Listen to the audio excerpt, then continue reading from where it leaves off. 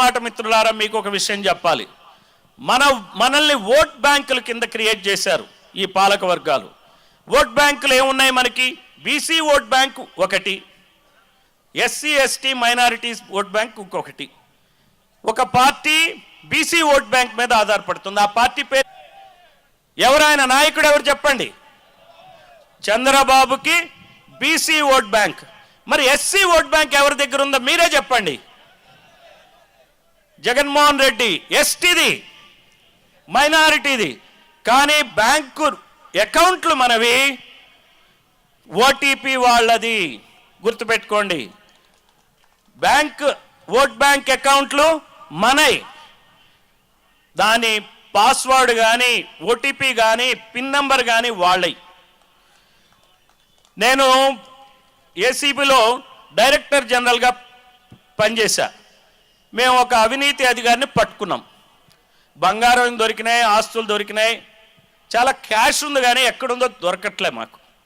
మేము ఆలోచిస్తూ పోయాం, ఎట్లా ఇన్ఫర్మేషన్ తీయాలన్నా కానీ లక్షల కొలది క్యాష్ ఉంది. తీరా చూస్తే మాకు బ్యాంక్ అకౌంట్ దొరికింది. ఆ అధికారి డ్రైవర్ పేరునుంది ఆ బ్యాంక్ అకౌంట్. డ్రైవర్ ఫోటో పెట్టారు, డ్రైవర్ పేరున ఒక ఫోన్ నంబర్ ఉంది. కానీ ఆ డ్రైవర్ సంతకం చేసింది ఈ అధికారే. డ్రైవర్కి ఆ అకౌంట్ ఉందని కూడా అతనికి తెలియదు. సో ఈయన ఏం చేస్తాడంటే, ఎప్పుడు డబ్బులు కావాలన్నా తను సంతకం పెట్టి చెక్ ఇస్తే బ్యాంకు నుంచి డబ్బులు వస్తాయి. ఆ డ్రైవర్ సంతకం ఇతనే పెడతాడు, వెంకయ్య అని సంతకం పెట్టేస్తాడు.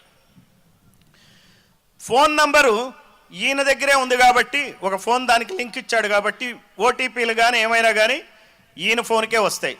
డ్రైవర్కి ఏం తెలియదు. డ్రైవర్ తీరా చూస్తే అందులో మాకు లక్షల కొలది డబ్బు దొరికింది.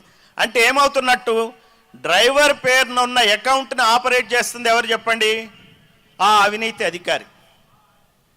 డ్రైవర్కి అకౌంట్ కూడా తెలియదు. అందువలన ఈ BC vote bank, SC vote bank, ST vote bank, minorities vote bank అకౌంట్ల ఎవరి పేరునున్న ఎవరు సంతకాలు చేస్తున్నారు, ఎవరు తీసుకుంటున్నారు? మనకు తెలియకుండా మన కిడ్నీలు వాళ్ళే తీసుకుంటున్నారు. మనకి పడేసేది 10 రూపాయలు, వాళ్ళు సంపాదించేది కోట్ల రూపాయలు. ఇది మనం కార్యకర్తలకి, మన ప్రజలందరికీ చెప్పాలా, మనం చైతన్య పరచాలా. ఈ రోజున